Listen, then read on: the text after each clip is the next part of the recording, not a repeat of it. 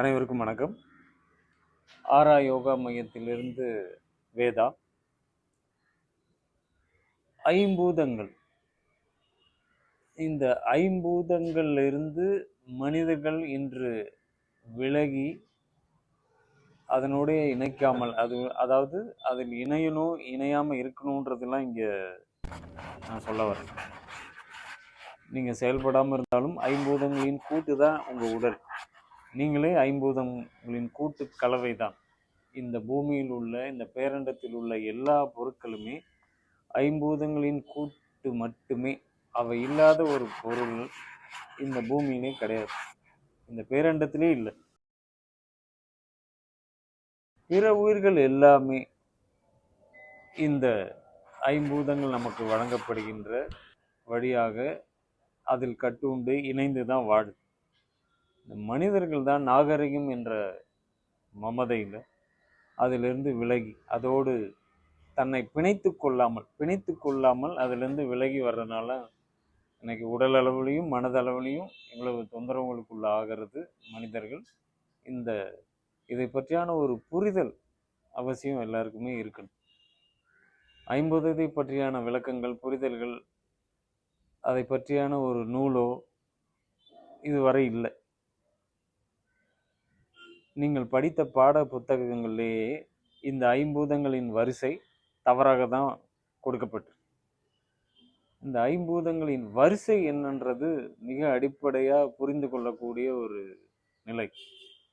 முதல் பூதம் எது, இரண்டாம் பூதம் எது, மூன்றாவது எது, நான்காவது எது, ஐந்தாவது பூதம் எதுன்றதை ஒரு புரிதலோடு உணர்ந்து கொள்ளக்கூடியது மனித பிறவிக்கு மிக அடிப்படையான ஒன்று. எல்லாரும் கடவுளை வணங்குறோம், இறைன்னு சொல்றோம். அந்த இறை இந்த ஐம்பூதங்கள் வழியாக தான் நம்மளோட ஊடாட்டம் அப்படின்னு சொல்றோம். இந்த ஐம்பூதங்கள்ல முதல் பூதம் ஆகாயம் என்ற ஒன்று. அது நம்ம உடம்புல மனமா செயல்படுது. இரண்டாவது பூதம் காற்று, நமது உயிர் காற்றாக நம்ம உடல்ல செயல்படும். மூன்றாவது பூதமான நெருப்பு நம்ம உடல்ல வெப்ப சக்தியா செயலாற்றுது. நான்காவது பூதமான நீர் நம்ம உடல்ல குருதியா செயல்படுது. ஐந்தாவது பூதமான நிலம் நம்ம உடலா இருக்கு. இந்த ஐம்பூதங்களின் வரிசை மிக அடிப்படையாக ஒவ்வொரு மனிதருமே புரிந்து உணர்ந்து கொள்ளக்கூடியது. இந்த பிறப்பின் ஒரு தலையாய அதாவது மனித பிறவி எடுத்துக்கொண்டான ஒரு பிறவி எடுத்திருக்கிறதுக்கு உண்டான ஒரு நிலைக்கு இதை புரிந்து உணர்ந்து கொள்ள வேண்டியது மிக மிக இன்றியமையாத ஒன்று.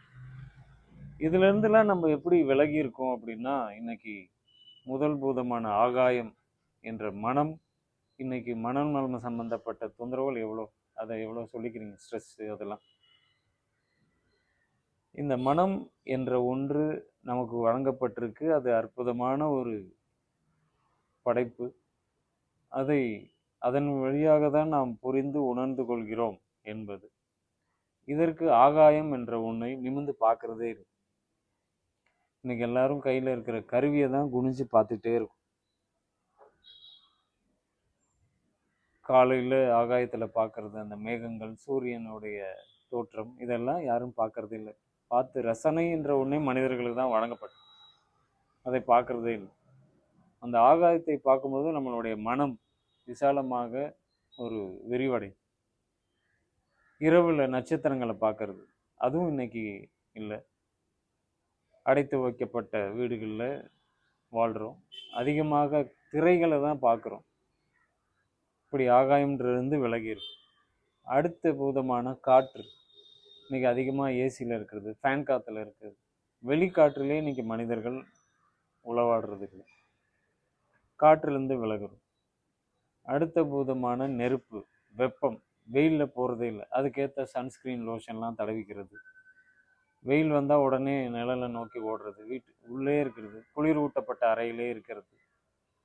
இப்போ இந்த வெப்பத்திலிருந்து விலகுறோம். அடுத்த பூதமான நீர், காலையில் குளிர்ந்த நீரில் குளிப்பதே இல்லை. ஆறு, குளம், கடல், இந்த மாதிரியான குழியெல்லாம் இன்னைக்கு நாகரிகம்ன்ற பேரில் பொருள் தேடலையே வாழ்க்கை போகுது. இன்னைக்கு எல்லாமே சுத்தம் செய்யப்பட்ட நீராக, அமிலத்தன்மை உள்ள நீராக, அதில் ஒரு பெரிய அடுக்குமாடி குடியிருப்புனா அதில் உங்களுக்கு நிலத்திலிருந்து உறிஞ்சப்படக்கூடிய நீர் தொட்டியில் தேக்க வைக்கப்பட்டு அது ஃபில்டர் பண்ணி அப்புறம் வர்றதில் தான் குளிக்கிறீங்க. அதை தான் நீங்கள் சுத்தமானதுன்னு நினைக்கிறீங்க. அந்த தண்ணீரை உங்கள் தோல் உரியவே உரியாது. நீங்கள் வேறு அருவியிலையோ ஒரு ஆற்றுலையோ குளிச்சுட்டு வந்தீங்கன்னா அந்த நீரை பருகும். நம்மளுடைய தோல் பகுதி அந்த நீரை பருகும். இப்படி இந்த ஐம்பூதங்கள் அடுத்தது பூதமான கடைசி பூதமான நிலம், உடலை ஒப்பனைகள் சேர்ந்துக்கிறோம். அந்த உடலுடைய தன்மை புரிஞ்சுக்கிறோமா? அதுவும் இப்படி எல்லாத்துலேருந்தும் விலகிறோம். இந்த விலகல்லாம் நீங்கள் விலக விலக உங்களை பற்றியான புரிதலே உங்களுக்கு வராது. உங்களை பற்றியான ஒரு புரிதலோ இறை பற்றியான ஒரு சிந்தனை மேம்பாடோ உங்களுக்கு வராது.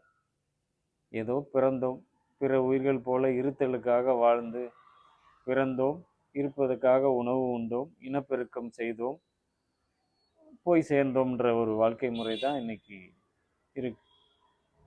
5 அறிவு உள்ள உயிரினங்கள் போல் அவைகள்லாம் அருமையாக வழங்கப்பட்ட ஒரு வளங்களையே முழுமையாக வாழாமல் இப்படி போய்கொண்டிருக்கு மனித இந்த ஐம்பூதங்களோடு எப்படி இணைவது? இது இணைவதற்கு நீங்கள் பெரிய பயிற்சியோ முயற்சியோ எதுவும் செய்ய வேண்டும். அதை ஏங்கி உணர்ந்தா போதும், அந்த உணர்வு நிலை எடுத்தால் போதும், இந்த ஐம்பூதங்கள் உங்களுக்கு ஐக்கியமாக. இது அதிகாலையில் நம்ம வாழ்வியல் கோட்பாடுகளை நம்ம ஆராயோக மையம் மூலியமாக வழங்கப்படக்கூடிய வாழ்வியல் கோட்பாடுகள் உங்களுக்கு நிறையா யூடியூப்பில் வீடியோக்களாக இருக்குது. அதன்படி இந்த ஐம்பூதங்களோட புரியணும். அதிகாலை கண் விழித்து எழுந்தவுடன் காலைக்கடன்லாம் முடிச்சுட்டு குளிர்ந்த நீரில் குளிக்கிறது. இந்த குளிர்ந்த நீரில் நீங்கள் அனுபவித்து குளிக்கணும். குளிக்கும்போது அனுபவித்து குளிக்கணும். இன்றைக்குள்ள அவசர வாழ்க்கையில் குளிக்கும்போது குளிக்கிறதில்ல, சாப்பிடும்போது சாப்பிட்றதில்ல, வீட்டில் இருக்கும்போது அலுவலகத்தை பற்றியான சிந்தனை, அலுவலகத்தில் இருந்தால் வீட்டை பற்றியான சிந்தனை, எங்கேயுமே எதுலையுமே முழுமையாக ஈடுபடாத ஒரு நிலை. இப்படிலாம் வாழவே கூடாது. இது வாழ்க்கையே இல்லை. உங்களுக்கு பொருட்கள் நிறையா குவியலாம், பொருள் நிறையா கிடைக்கும், ஆனால் இறையோட அருள் உங்களுக்கு கிடைக்காது. இந்த அதிகாலை குளிர்ந்த நீரில் குளிக்கும் போது நீர் என்ற போதும் முழுமையா அதை அனுபவித்து குளிக்கும் போது அந்த நீர் என்ற போதும் உங்களுக்குள் நிறைவடையும். குளித்து முடித்த பின் வெளிப்பகுதிக்கு வரணும், வீட்டுக்கு வெளியில வரணும். வெளியில வந்து நல்லா உடலை உணர்த்தி அந்த அதிகாலை சூரியன், அந்த சூரிய கதிர்கள் உங்க மேல படணும். இன்னைக்கு வாழ்க்கை முறையில நிறைய பேர்ட்டு கேட்கணும், உங்க மேல சன்லைட் படுதா, சூரியன் படுதான்னா அப்படியே யோசிக்கிறாங்க. அது இல்லாமல் இன்றைக்கி விட்டமின் டி டிஃபிஷியன்சினா மாத்திரை மருந்தில் தேடுறாங்க. கோடி ரூபாய் கொடுத்தாலும் கிடைக்காது, இலவசம். ஆனால் எடுக்கிறோமா?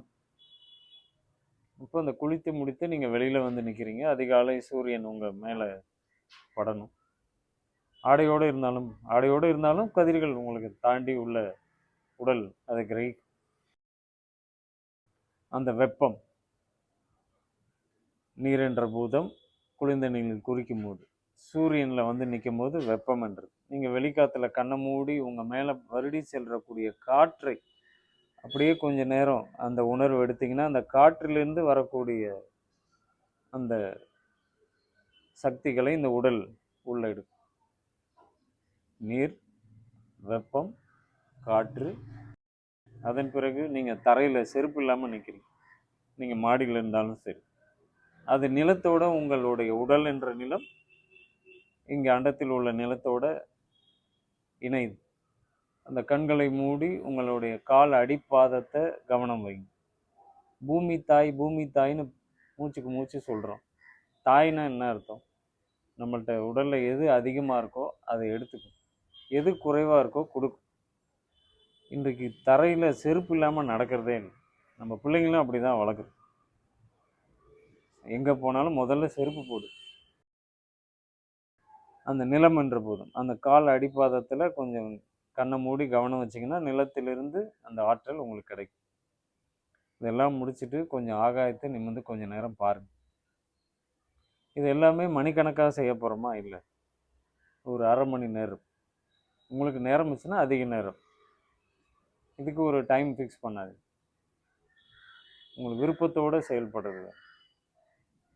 இது எவ்வளவு உங்களுடைய மனதிலே பெரிய மாற்றங்கள் ஏற்படும்.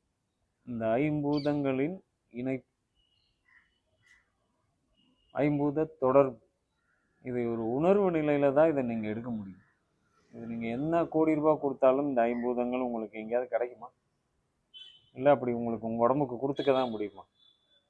உடலோட இயல்பே இதை கிரகித்து உங்களை உயிர்ப்போட வச்சிருக்கிறது தான். இது அந்த நிலைக்கு நீங்கள் கொஞ்சம் அதை உணர்ந்து அந்த உணர்வு எடுத்தீங்கன்னா போதும். இது முழுமையாக உங்கள் உடலுக்குள், இதுதான் ஆற்றல். இன்னைக்கு ஒரு நபர் உடல் நலிவடைந்து படுக்கையாக இருக்காருன்னா, அவர் அப்படியே பெட்டில் போட்டு அவருக்கு தேவையான உணவு மட்டும் டியூப் வழியாவோ ஏதோ கொடுத்துக்கிட்டே இருக்கிறது. அவர் இன்னும் மோசமான நிலைக்கு போய் இறப்பை தான் சந்திக்கிறார். அவங்கள ஒரு சேரில் உட்கார வச்சோ, வெயிலில் கொண்டாந்து உட்கார வைக்கணும். தரையில் அவர்கள் கால் தரையில் பூமியில் படணும்.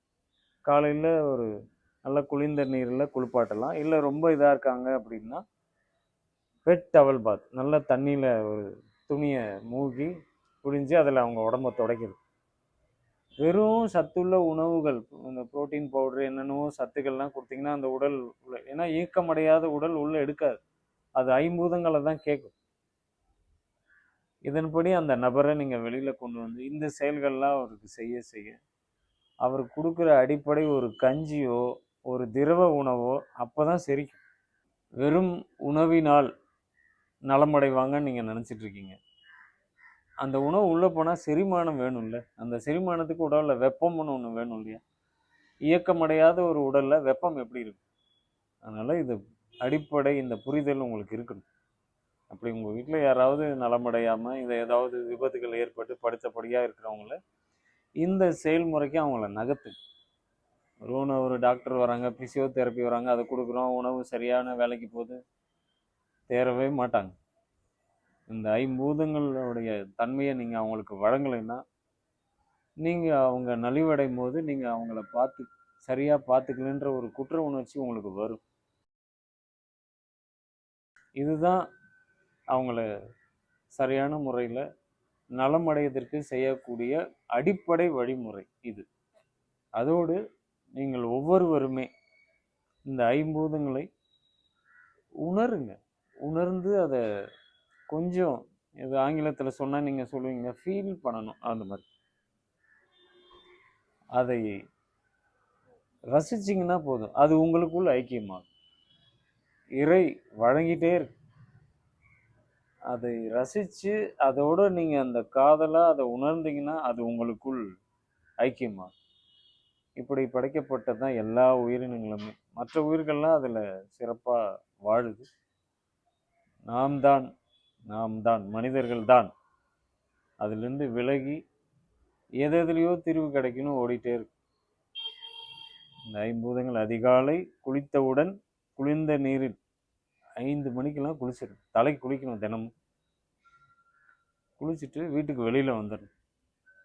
வந்துட்டு நல்லா தலையை துவட்டிட்டு அதன் பிறகு சூரியன் மேலே படுற அளவுக்கு குறைந்தது 20 நிமிடமாவது இருக்கு. கண்ணை மூடி நம்ம மேலே வருடி செல்கிற காற்றை உணரணும். தரையில் நிற்கிறோம், அந்த கால் பாதத்தில் பூமியுடைய அந்த தன்மையை உணரணும். எல்லாம் முடிச்சுட்டு நிமிர்ந்து ஆகாயத்தை கொஞ்சம் நேரம் பார்க்கணும். இரவுலையும் வாய்ப்புகள் இருக்கிறவங்க, வாய்ப்புகள் அமைச்சிக்கணும். கண்டிப்பாக பிள்ளைகளை கூட்டிகிட்டு போய் நல்லா பாய் விரிச்சு படுத்து நிமிர்ந்து நட்சத்திரங்களை பாருங்கள். அந்த ஒவ்வொரு நட்சத்திரக்கும் நீங்கள் செல்ல பேர்கள் வைக்கலாம். தினமும் அது கூட பேசலாம். பிள்ளைகளுக்கு இந்த மாதிரியான, இப்படி தான் வாழ்ந்தோம் நம்ம, இதெல்லாம் தொலைக்கிறோம். எவ்வளோ அருமையான வாழ்க்கை நமக்கு வழங்கப்பட்டிருக்கு. இப்பயும் அது மறுக்கலை, வழங்கிட்டே தான் இருக்கு. வாழ்வோம், வாழும்போதே வாழ்க்கையை வாழணும். அதற்கு தான், அது பேர் தான் வாழ்க்கை. நீங்கள் வாழ்க்கைன்னா என்னவோ நினைக்கிறீங்க, பொருளை தேடுறதும் வசதியாக வாழ்கிறதும். இதுதான் வாழ்க்கை. ரசித்து வாழணும், ஒவ்வொன்றுத்துக்கூடையும் தொடர்போடு இருக்கணும். இது பேர் தான் வாழ்க்கை. வாழ்க்கை வழங்கிக் கொண்டே இருக்கிறது. அது வரம். அந்த வரம் எல்லோருக்குமே வழங்கப்பட்டது. அதில் வாழ்வோம், நலம் பெறுவோம், வளம் பெறுவோம். நன்றி.